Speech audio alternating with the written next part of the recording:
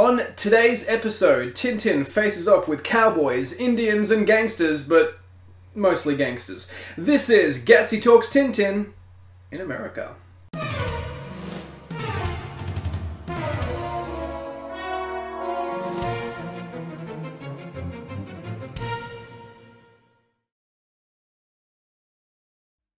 Tintin has arrived in Chicago. Ostensibly, he's there to follow up the story he broke in the Congo surrounding Al Capone's diamond smuggling ring. But from the outset, the criminal gangs know why he's really there. Tintin is going to clean up Chicago, and they're determined to stop him. The game of cat and mouse takes him from the bustle of Chicago to the wilderness of the Midwestern Redskin City, where he encounters the noble Blackfeet Native Americans, and then to the vastness of the western frontier. Tintin takes down the rival gangs one by one, surviving their assassination attempts with the usual combination of quick thinking and dumb luck, before returning to Chicago and receiving a ticker tape parade from the grateful populace. It was the Native Americans that inspired Hergé to write a story set in the United States. They were a people that had always fascinated him, and as Tintin in the Congo began to conclude in the middle of 1931, he took to researching the various tribes at great length, in anticipation of the third Tintin adventure. For Norbert Vallès, however, who edited Le XXe siècle, in whose children's supplement Hergé's stories appeared, the United States stood as nothing more than a cautionary tale for the good conservative nationalist youth of Belgium. If Hergé's Tintin in the land of the Soviets warned against the perils of collectivism and socialism, Tintin in America would serve to display the dangers of individualism and unchecked capitalism. A common critique of the United States in the wake of the devastating Wall Street crash and ongoing Great Depression. If Russia was the land of famine, state tyranny, and the secret policeman, the United States was the land of abundance, lawlessness, and the bootlegger. The Native Americans that so fascinated Hergé would appear in the story, but it's the gangsters that define the United States in Tintin in America. Tintin in America was serialized in Le Petit XXe from the 3rd of September 1931 until the 12th of October the following year. Hergé continued to make advances in crafting satisfying plot development, but he was still a very long way from his peak. Tintin in America isn't as meandering as Land of the Soviets or as directionless as in the Congo, but once more, the basis of the story is simply Tintin being hunted by wicked people and having to escape them.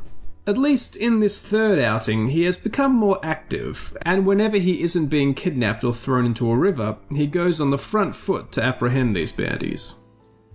Furthermore, Tintin no longer escapes his predicaments with cartoonish sight gags that marked his earlier appearances, with Hergé instead pushing the reporter's luck to the extreme, being lethally gassed by gangsters who later realized they were only using sleeping gas, or being tied to a strongman's dumbbell and thrown into Lake Michigan, with the weight being mistaken for a trick wooden one by sheer chance.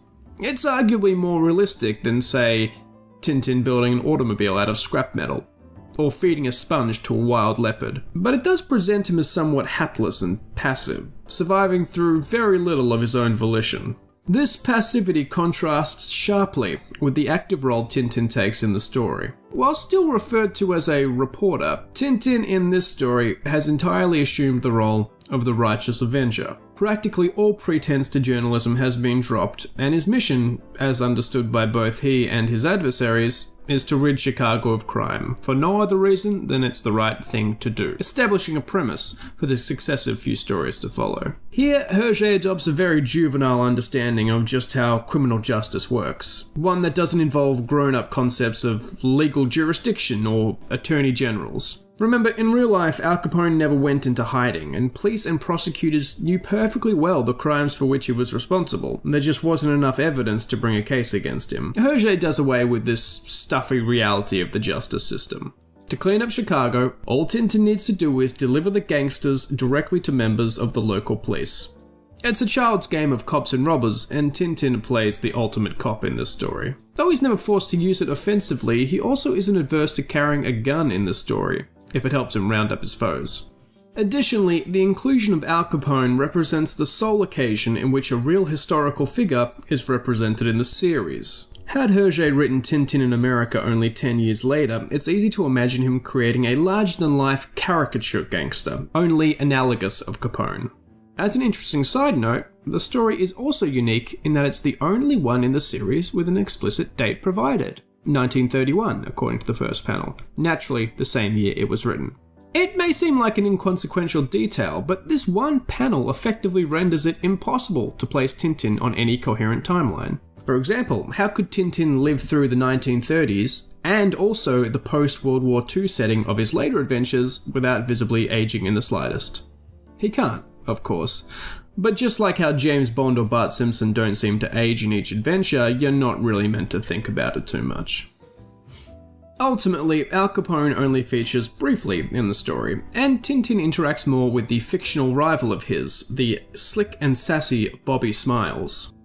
In Smiles, Hergé can be seen moving away from the one-dimensional brutes that served as antagonists in his two earlier stories, and beginning to craft more cunning and charismatic enemies for Tintin to battle. Similarly, many of the minor characters in Tintin in America demonstrate Hergé's growing proficiency at crafting a unique supporting cast for his stories, with the incompetent but self-assured detective at Tintin's hotel setting the mold that would later be filled by the Thompson twins.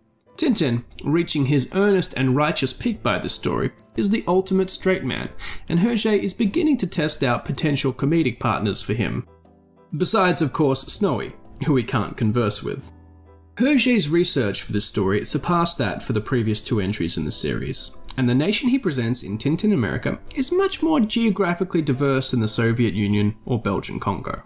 The United States is presented as a land of contrasts, and by travelling west in the pursuit of Bobby Smiles, Tintin gets to experience all of it.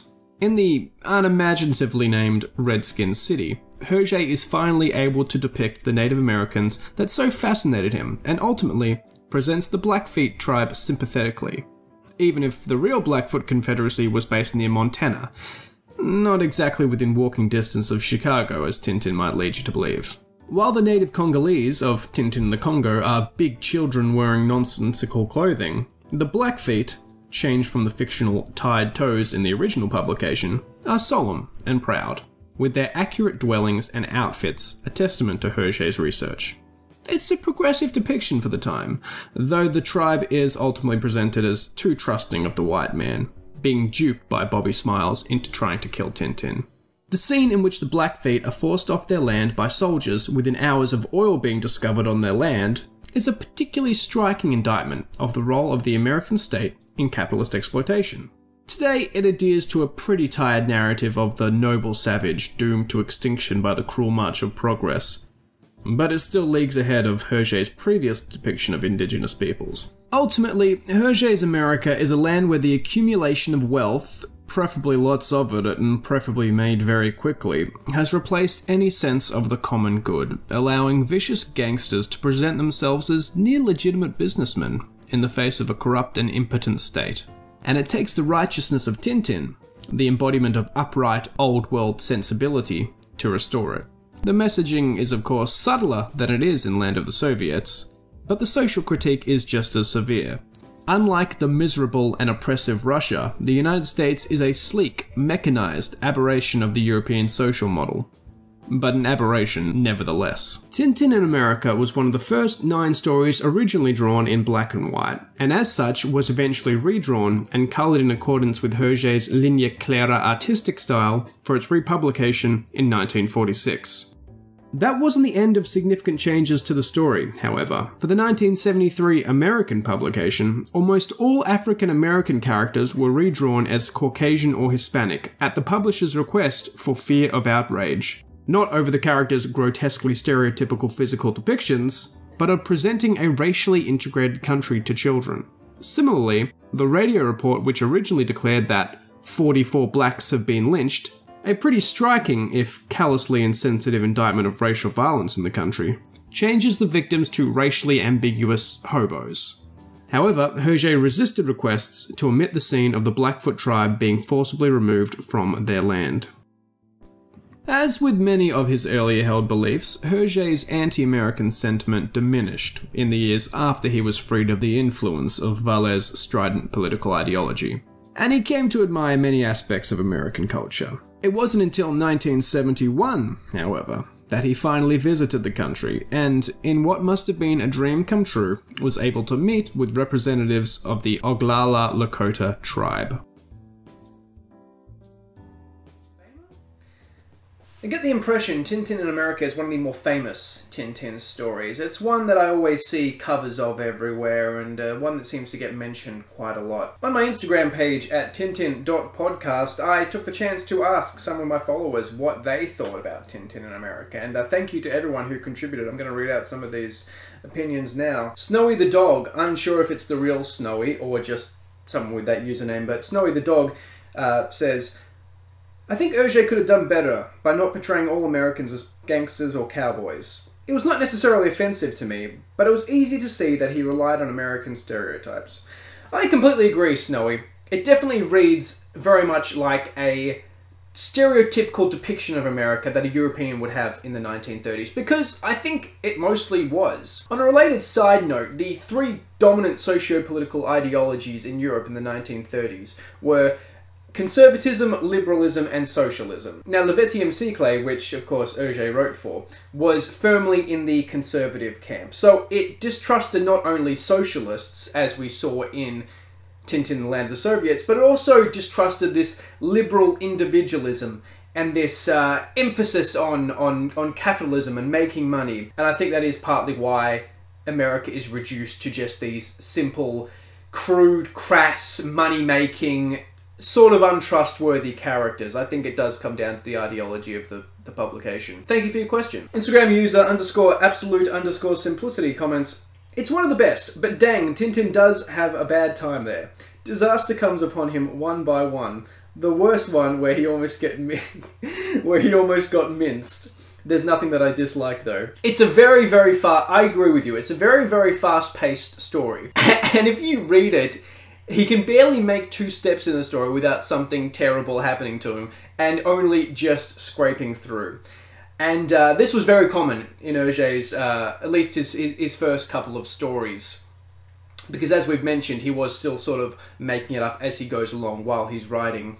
But it sort of reaches a breakneck speed in Tintin in America, I think. The amount of hijinks, the amount of encounters Tintin has that very, very nearly kills him, including, yes, almost getting turned into a salami in the at the Grindco meat factory, I think is quite iconic. And I believe he's only saved because the workers are going on strike, so very lucky Tintin there. Thank you for your contribution. Username Louise_Ben disagrees that it's one of the best, and he says, certainly not the best, not one of the best, but the best one among the 3 albums from the naive phase of Hergé's mind construction, Russia, Africa, America.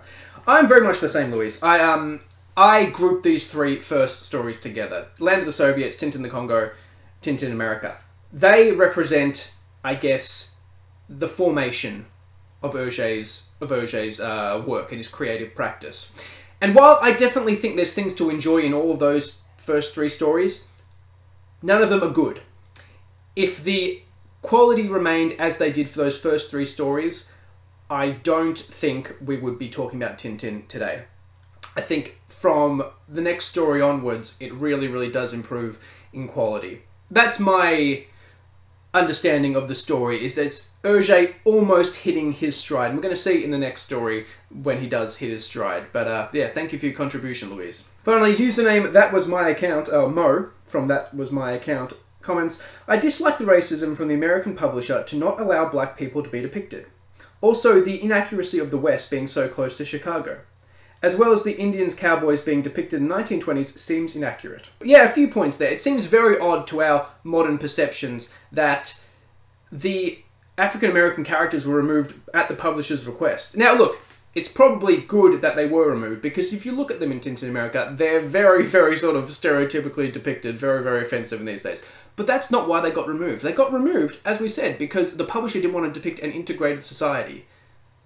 That was in 1970. It is, you know, it's crazy that that was still a concern for American publishers that late on. It would be interesting if we had an edition where, rather than just removing those African-American characters, they were just depicted in a less racially insensitive. I think that'd be very interesting to see. I also mentioned in my review, it seems like he can just walk from Chicago just to the west.